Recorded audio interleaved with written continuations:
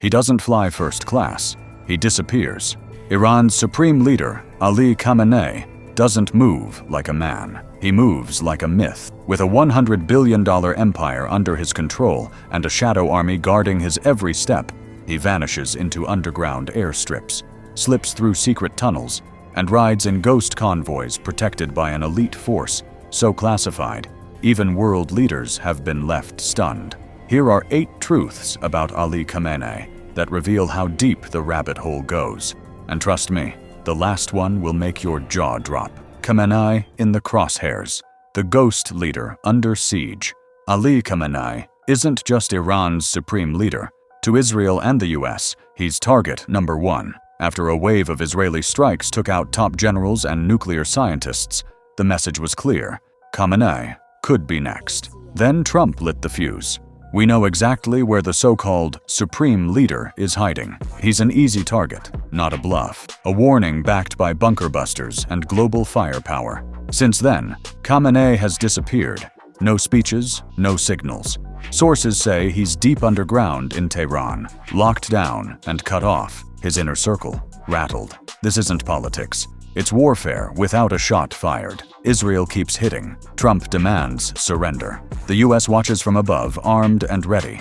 Even his guards move silent, face-to-face only. No comms allowed. He occasionally flies, but never commercial. Only military, only masked. And guarding him?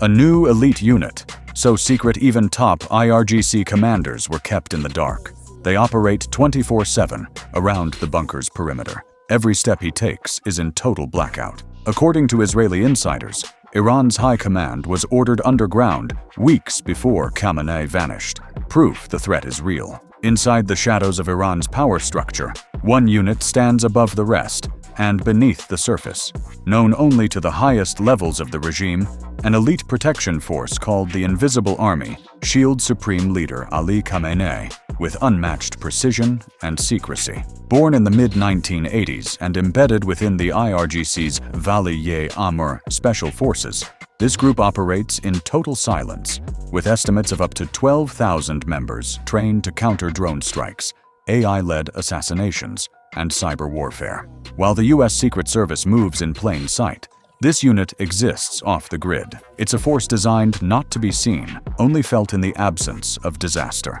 Their entire doctrine revolves around anticipation, intercepting threats before they're even visible, before a missile launches or a drone buzzes overhead. Recent Israeli strikes made their mission terrifyingly real. In a matter of weeks, 11 senior IRGC commanders and 14 nuclear scientists were eliminated in surgical attacks. That wasn't just bloodshed, it was a wake-up call. The Invisible Army is now on constant alert, surrounding Khamenei like a digital iron dome with human instincts. Their strongholds lie deep, beneath Tehran, or adjacent to the IRGC's secure media centers. These bunkers aren't shelters, they're command fortresses. Every wall blocks signal interference. Every corridor is shielded from satellite eyes. No heat signatures, no traceable comms, just whispers in the dark, moving orders through layers of silence. This isn't paranoia. This is doctrine. For a regime built on fear and secrecy, the Invisible Army is the final firewall, not just around Khamenei's body, but his entire system of power. Following Israeli intelligence strikes and Donald Trump's warning that we know where he's hiding, Khamenei was forced to re-emerge, but not in strength. This time, it was a pre-recorded video, his voice frail, his face visibly aged. No threats, no declarations, just 3 quiet words: I am alive. And behind that message, something even louder: the silence of a leader who may no longer feel invincible. Sources say back-channel talks through Qatar were quietly initiated, a rare sign that even the supreme leader may be preparing for a shift he once thought impossible. But Trump wasn't done. He took the conflict online, exposing on social media that Tehran had quietly offered to send envoys to the White House for negotiations. That revelation humiliated Khamenei, a public slap, and he felt it. Now he's making a final, calculated move: strategic surrender, agreeing, at least temporarily, to a new nuclear deal, not out of trust, but as a survival tactic. A pause, a chance to de-escalate tensions, buy time, and still appear strong to his people and the broader Muslim world. In Shia Islam, concealing truth for a greater cause, called taqiyya, is accepted, So if Iran returns to the negotiating table, don't assume they've surrendered. It may simply be a retreat into shadow, preparing for the next strike. As supreme leader, he commands more than just the faith of his followers. He controls the military, the courts, the media, and the fate of anyone who stands in his way. With over 2,000 loyal operatives in every branch of government, his grip on Iran is absolute. The world sees a cleric, but what they're really looking at is a king. Ali Khamenei was born in 1939 in Mashhad, one of Iran's most sacred religious cities. His beginnings were humble. His father, a poor Shiite cleric, lived by strict Islamic values, teaching his children to embrace discipline, simplicity, and faith. The family lived in a 65-square-meter home with no living room, no amenities, and a single dark basement where they spent most of their days.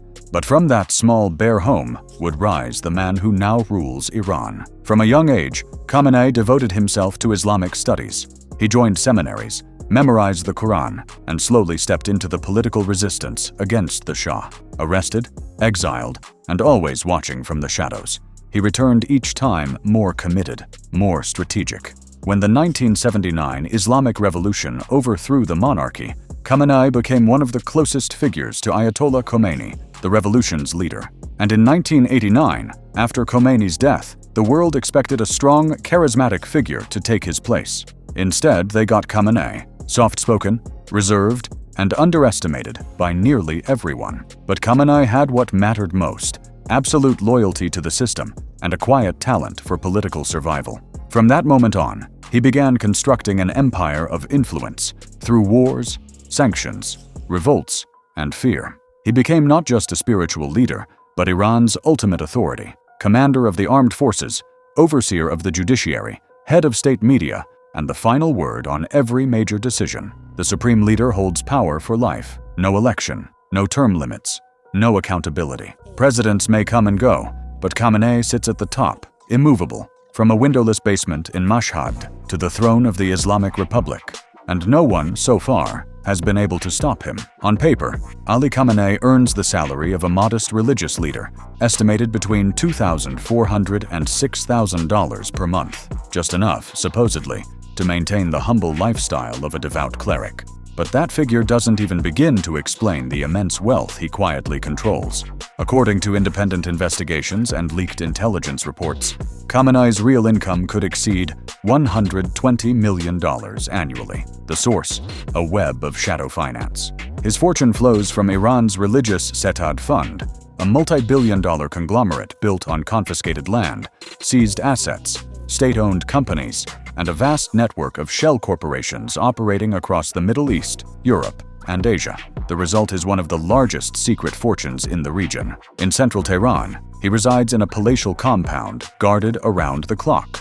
Inside, gold-trimmed furniture, priceless Persian carpets, an elite library of rare Islamic texts, and a private garage filled with nearly $1 million in luxury vehicles. Among them, a BMW 7 Series, a Mercedes-Benz SL, a Porsche Cayenne, and a fully armored Mitsubishi Pajero. To the public, Khamenei presents himself as a humble, pious man of God. But behind fortified gates lies a very different reality, one of excess, privilege, and contradiction. A leader who preaches simplicity while living like an oil magnate. If this video opened your eyes to what happens behind closed doors, be sure to like, comment, and subscribe for more deep dives into power, wealth, and the secrets they don't want you to know. Thanks for watching.